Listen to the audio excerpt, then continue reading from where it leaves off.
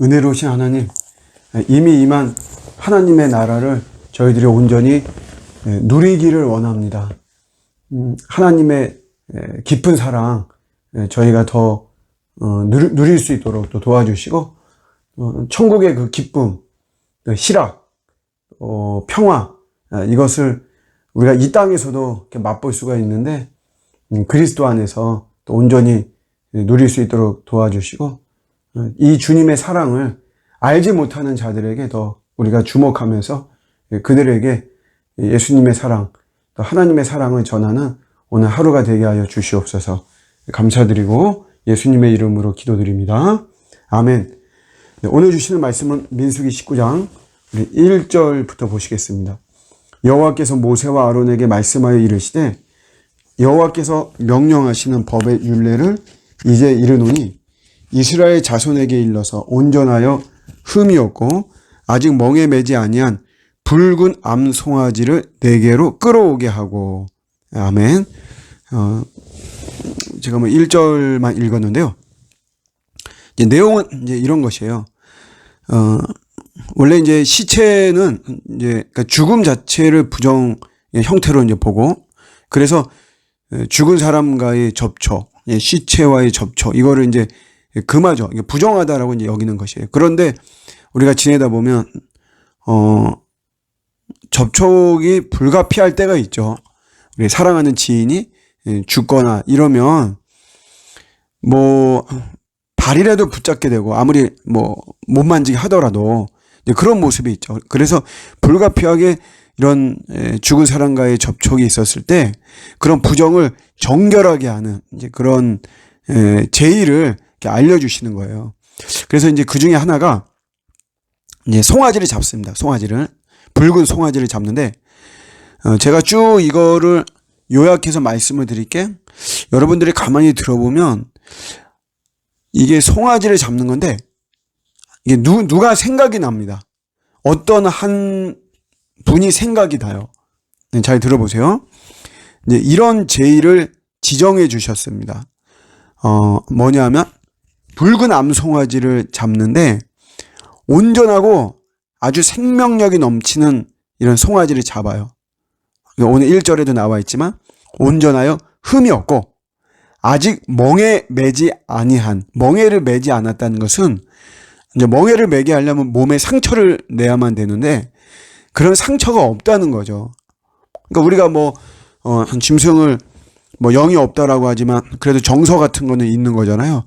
그러니까 상처가 없으니까 사실 얼마나 정말 깨끗하게 했어요. 육적으로도 그렇고 정서적으로도 그렇고 분위기 자체가 정말 맑은 거죠. 그런 온전하고 생명력이 넘치는 붉은 암송아지를 부정한 짐승으로 취급해 버려요. 그렇지 않은데, 그런데 부정하다라고, 암송아지가 뭔 잘못했겠어요. 그런데 그냥 부정한 것을 취급을 해버리죠. 그래서 진영 안이 아니라 진영 밖에 데리고 가서 거기서 잡습니다. 그리고 그 피를 당연히 흘리죠. 회막 쪽으로 이제 7번 이제 뿌리라고 하고, 보통 이제 속죄제를 드릴 때는 소나 양이나 그 기름, 또 일부 내장, 이런 것들은 번제단에서 불살라 버리고, 그 다음에 가죽, 머리, 정강이, 내장, 심지어는 똥, 이런 것까지 진영 밖에서 소각하게 하죠. 그런데 이 붉은 암송아지는 그렇게 안 하고 완전히 통째로 그냥 태우라 그래요. 완전히 모든 걸. 거기서 피도 나오잖아요. 그런 피까지도 전부 다 피까지 통째로 태우라고 이렇게 하는 거죠. 그러고 나서 그 태우는 불에 정결의 의식과 관련이 있는 백항목, 우슬초, 홍색실, 이런 것들을 던져서 불사르고, 그러고 나면 그 죄를 간직하라고 이렇게 이야기를 하는 겁니다. 누가 생각나죠? 그렇죠. 예수님이 생각나죠. 죄가 없는 예수님인데 죄를 뒤집어 씌운 거죠. 이 암송아지가 뭔 죄가 있겠어요. 그런데 부정한 짐승으로 취급해 버리죠. 그리고 피까지 통째로 다 태워버리는 거예요. 예수님을, 우리의 모든 죄를 다 담당하시고 예수님께서 십자가에서 온몸을 다 내어주신 거죠. 그래서 이 암송아지의 죽음은 모든 부정을 대신 짊어지고 짐 밖에서 죽음으로써 어떤 속죄와 그러니까 속죄가 이루어졌음을 이야기를 하는 거예요. 예수님을 예표하는 이런 모습입니다. 다시 한번 우리는 이제 이런 제사를 통해서 결국 나의 구원이 예수 그리스도의 희생을 통해서 대속의 죽음을 통해서 이루어졌다라고 하는 것을 다시 한번 일깨우게 해주는 거죠. 여러분, 제사를 그대로 우리가 예배로 이식한다면 예배뿐만이 아니라 사실은 우리의 삶이 들어가는 거지만 그냥 우리가 드리는 예배하고만 연결짓는다면 결국 예배는 내가 얻고 싶은 것을 얻는 것이 아닙니다. 예배라고 하는 건데 내 위로, 내 만족 이런 것들이 아니에요. 제가 우리 기장 출신의 목사님 만나서 이 목사님 이런 말씀 하시더라고요.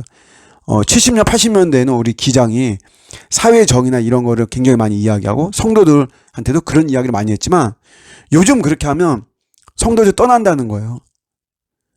사회정의에 굉장히 예민한 그런 교단일지라도 성도들은 그냥 위로하고 이렇게 막 케어하고 이런 걸 원하고 이래야만 된다는 거죠.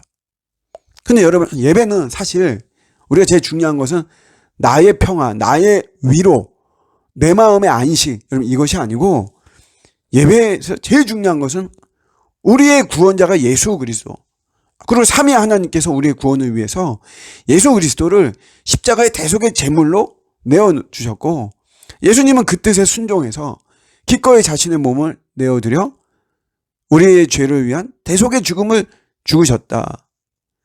그래서 나의 구원자는 오직 예수 그리스도. 예배는 그거를 분명히 우리가 드러내고 그 예수님을 경배하고 송축하는 게 바로 예배입니다. 그 속에서 우리가 부수적으로 위로도 받고 또 상처도 싸매지고 또 치유도 일어나고 그렇게 되어지는 것이죠.